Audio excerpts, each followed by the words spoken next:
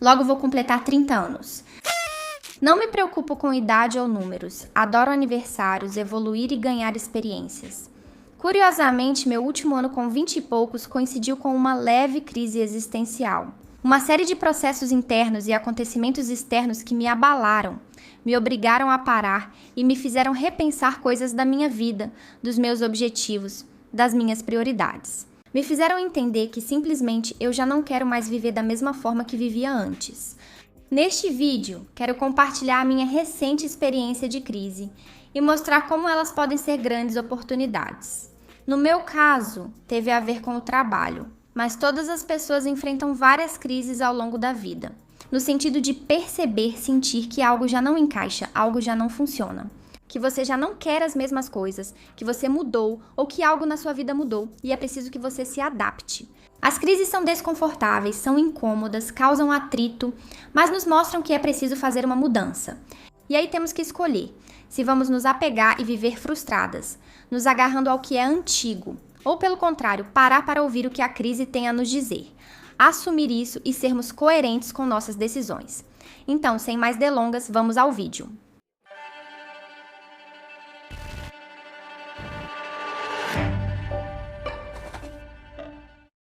Vou te colocar em contexto.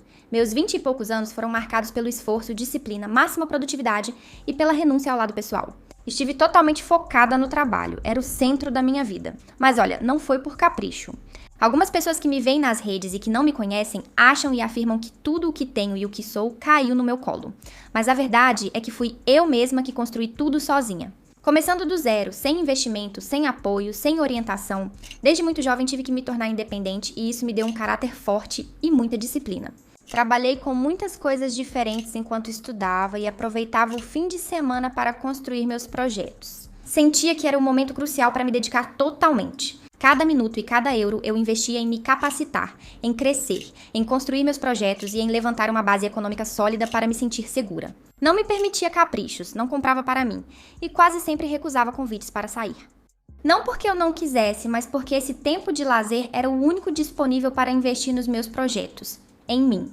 A forma de construir meu futuro me fez abrir mão de muitas das experiências que são quase como rituais nessas fases da vida. Essa fase louca de sair, fazer planos, ser inconsequente, pensar no presente, eu pulei essa parte. Não estou dizendo como psicóloga que isso seja o certo ou o que deve ser feito.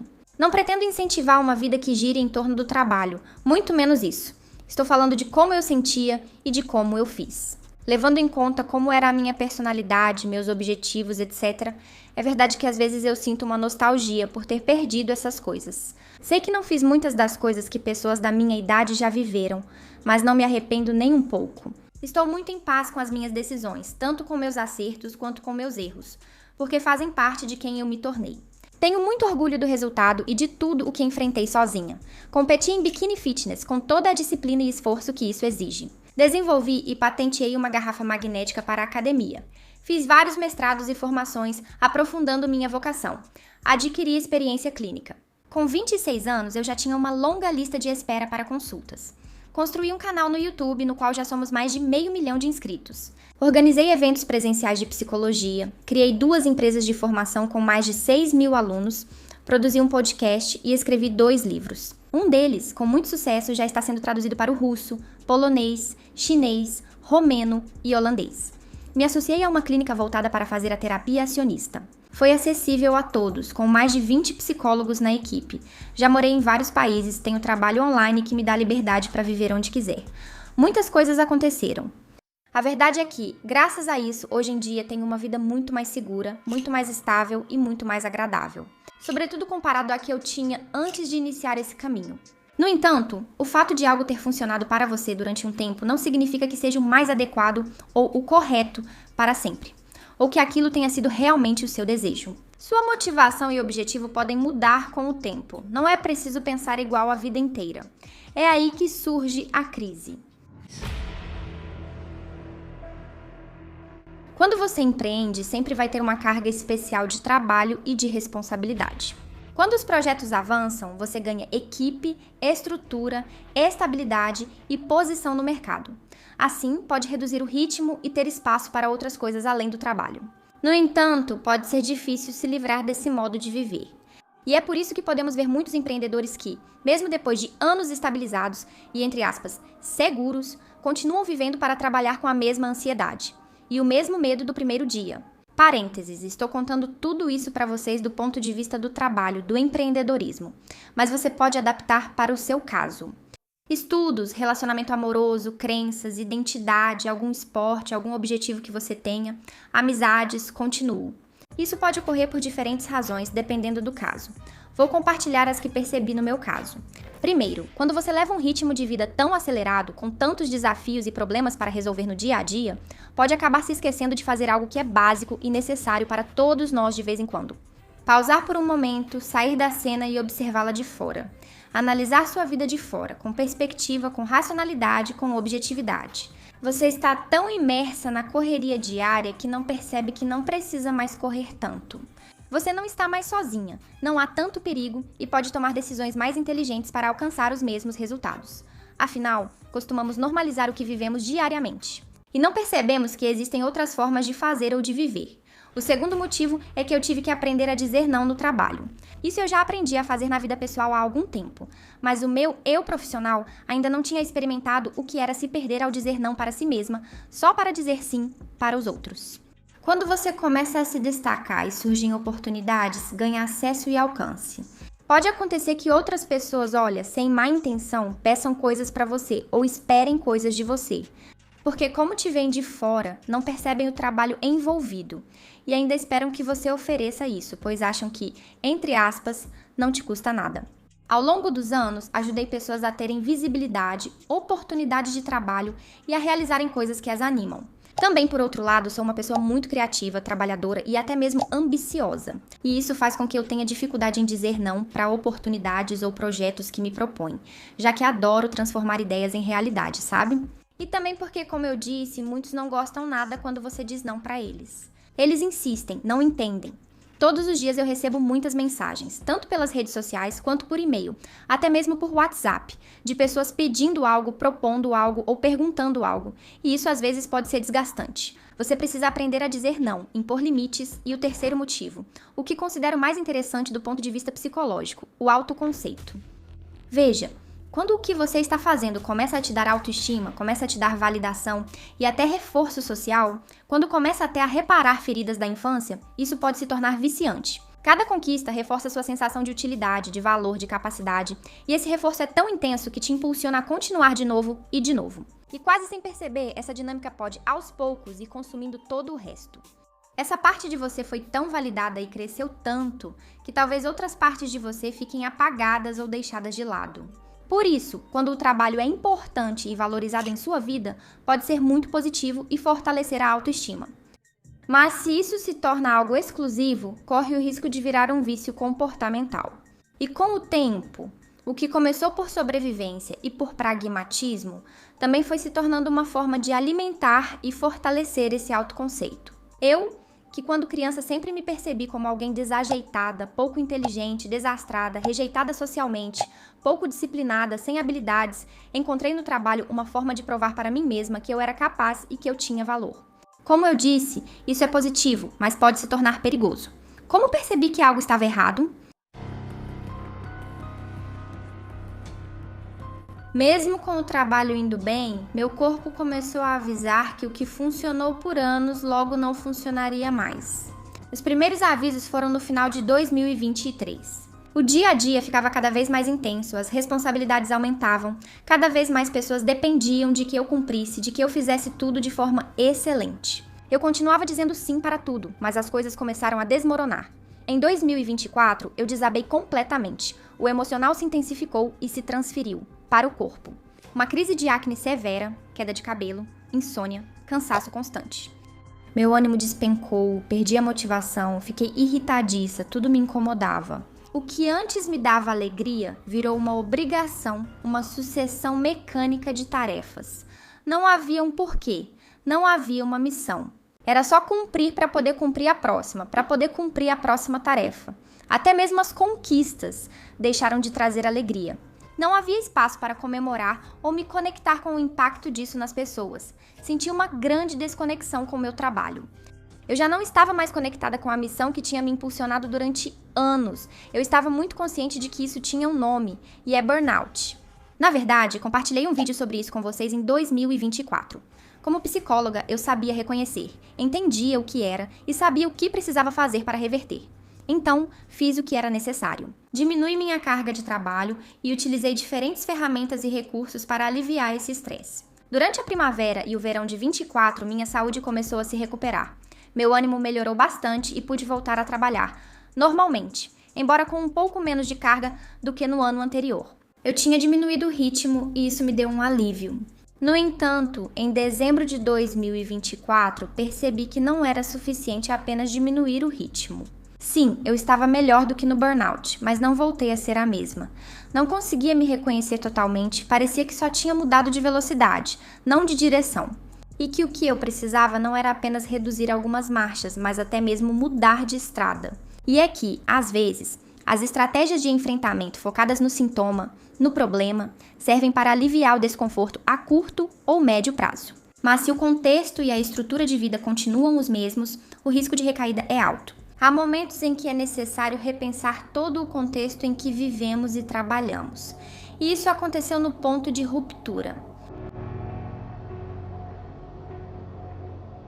Veja, eu sabia que algo não estava totalmente certo, mas eu continuava resistindo em parar, de verdade. Eu estava naquela famosa fase de negação do luto.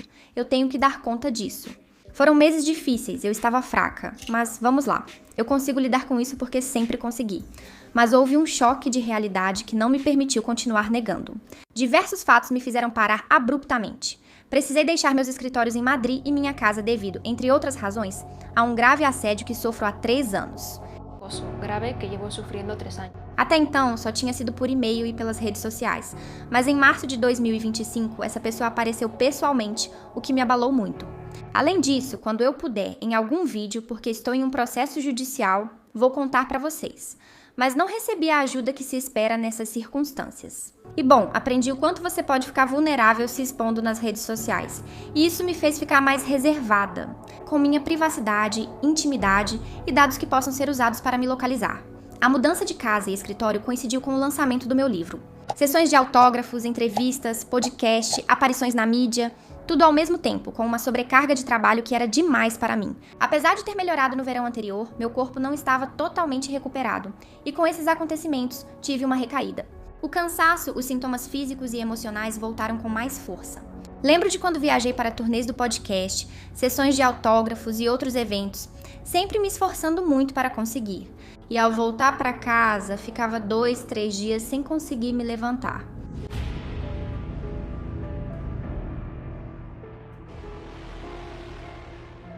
Fiz exames, fui a médicos e eles foram bem claros. Tudo o que eu estava sentindo era resultado de um estresse mantido por anos. Me alertaram que esse desgaste já tinha afetado meus hormônios, tireoide, sistema digestivo e imunológico. Se eu continuasse assim, provavelmente desenvolveria uma doença autoimune crônica. Isso foi um grande alerta. No meio disso, recebi uma notícia ruim. Minha mãe foi diagnosticada com um tumor. Não sei se quem mora longe da cidade natal já passou por essa situação, de ter um ente querido doente. Viver de longe a doença de um ente querido torna tudo mais complicado. Muitas viagens, estresse, preocupação, incerteza, culpa. Em resumo, todas essas coisas me fizeram ter que parar completamente no trabalho e focar em recuperar minha saúde e apoiar minha mãe. E quando paramos é quando podemos observar, avaliar e perceber as coisas. E o que eu percebi? Durante anos, eu tinha normalizado um estado de pré-produtividade, de multitarefa e de estresse constante. Se alguém me perguntasse se eu estava estressada, eu diria que não, pois esse era meu estado normal. Percebi também que esse estilo de vida e essa forma de funcionar, que durante anos tinham sido positivos e funcionado, nos últimos 2 anos começaram a se tornar insustentáveis. E em vez de aceitar isso, em vez de flexibilizar e tomar medidas, eu estava me agarrando àquilo antigo que já não funcionava. E as consequências estavam começando a ficar visíveis. Como sempre digo para vocês, as emoções que calamos não desaparecem, mas acabam gritando. Eu vivi tudo isso como um luto. Eu precisava entender que já não era a mesma pessoa de anos atrás. Que minha vida tinha mudado e que eu já não queria viver para trabalhar, mas sim trabalhar para viver. Meu corpo já mostrava que eu não podia continuar, mas minha mente insistia no que planejei. O corpo e as emoções são muito inteligentes. E precisamos ouvi-los, porque muitas vezes eles nos falam sobre o que realmente queremos, se estamos sendo coerentes, se estamos no lugar certo. Os lutos não são vividos apenas pela morte de uma pessoa ou por um término. Vivenciamos lutos ao abandonar projetos, ideias, objetivos ou identidades que fizeram parte de nós. Foi isso que aconteceu comigo. Não abri mão só de projetos concretos ou de um estilo de vida, mas também de parte da imagem que eu tinha de mim mesma. E também, em parte, de como eu havia projetado minha vida no futuro, minhas prioridades, meus objetivos. Deixar ir significava aceitar que eu já não era mais aquela pessoa que conseguia dar conta de tudo, que dizia sim para tudo, que se definia pela hiperprodutividade. E embora racionalmente eu soubesse que não era fraqueza, emocionalmente foi difícil. Foi aí que tive que tomar decisões complicadas. Tive que deixar ir, não para perder, mas para abrir espaço para o novo. Renunciei a projetos aos quais eu tinha me dedicado com muito propósito e nos quais tinha investido tempo e recursos. Avisei meus seguidores sobre o fim do podcast que eles gostavam. Reestruturei a empresa, tomei decisões sobre a equipe e deleguei a gestão operacional. Deixei de ser quem cuidava de tudo no dia a dia. Passei de CEO a confiar a gestão diária a uma profissional de confiança. Decidi não atender novos pacientes por um bom tempo. Impus regras para não aceitar e parei de dizer sim para tudo. Aceitei que algumas pessoas ficariam incomodadas ou bravas. Pare de lidar com tudo o que acontece no meu ecossistema de trabalho. E-mails, mentiras, mensagens diretas, comentários, e-mails, atendimento ao cliente, problemas do dia a dia. Aprender a falhar, a não cumprir todas as demandas e expectativas dos outros. Enfim, mudar o foco. Mudar a forma de agir, priorizando o que me importa e me completa. Deixar de viver para o trabalho e passar a trabalhar para viver. Mas para encontrar esse novo foco, essa nova vida, antes eu precisava encarar o vazio. E essa é a chave das crises. Sempre tentamos evitar o desconforto, as dúvidas, a confusão. Mas passar por isso é totalmente necessário para nos conectarmos com o nosso interior, para ouvir o que nossa mente e nosso corpo têm a nos dizer, e para tomar decisões alinhadas com o que somos e com o que queremos agora. Grande parte da minha vida adulta foi marcada por esse modo de sobrevivência, que foi muito útil para mim na época. Treinei mente e corpo para hiperprodutividade e foco. Estar sempre ativa, trabalhar mais que todos, dizer sim para tudo e aproveitar todas as oportunidades. Mas o que antes era algo adaptativo, agora se transformou em uma armadilha. E isso acontece com muitas coisas na vida. É difícil para nós nos livrarmos daquilo que funcionou em algum momento e que agora talvez até esteja nos prejudicando. Apesar da crise ter sido difícil e dolorosa, não foi algo negativo, muito pelo contrário. É uma forma do meu corpo e da minha mente me comunicarem que o jeito como eu vinha vivendo nesses últimos anos já não combinava mais com a pessoa que sou agora. Hoje estou em uma posição diferente de anos atrás e não preciso agir como antes. Cresci e me sinto mais segura. Minha vida pessoal é muito mais bonita do que era naquela época. Já não preciso mais viver com medo, angústia ou estresse. Posso cuidar da minha saúde e aproveitar a vida que lutei para construir com tranquilidade. E se eu não me adaptar a essa nova fase, a esse novo eu, corro o risco de continuar vivendo com uma roupa que já não me serve mais.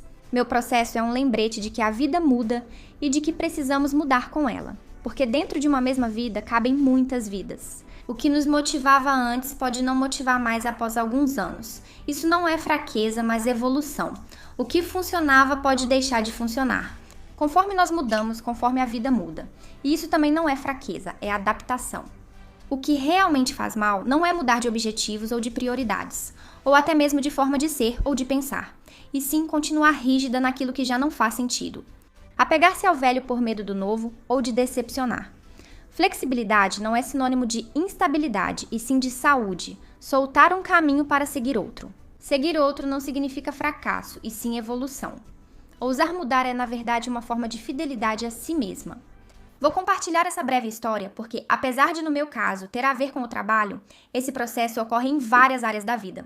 Na sua carreira profissional, no seu cargo, no seu relacionamento amoroso, nas suas amizades, no seu estilo de vida, nas suas crenças, nos seus objetivos de vida, na sua fé. Coisas que foram muito importantes para você, que até podiam te definir como pessoa ou direcionar a sua vida, mas que chega um momento em que deixam de combinar com a pessoa que você é agora. E quando isso acontece, podemos demorar mais ou menos para perceber, mas essa mente e esse corpo vão estar ali mandando sinais e gerando uma bela crise. Uma crise e um luto. Porque desapegar nunca é fácil. Implica sentir vazio, medo, insegurança, dúvida. Mas é um passo necessário para nos perguntarmos honestamente o que realmente queremos, como queremos viver e que decisões tomar para estarmos em coerência conosco mesmas. Não é que algo esteja errado ou que você errou, mas sim que isso já cumpriu seu propósito. E o verdadeiro crescimento chega quando temos coragem de soltar isso e abrimos espaço para o novo. Se quiser se aprofundar, em breve teremos uma aula sobre isso na minha academia de psicologia. As vagas para novos alunos estão fechadas, mas você pode entrar na lista de espera pelo link nos comentários. Espero que tenha gostado do vídeo e que minha explicação tenha sido clara. Gosto de compartilhar experiências para refletir e aprender psicologia. Tchau!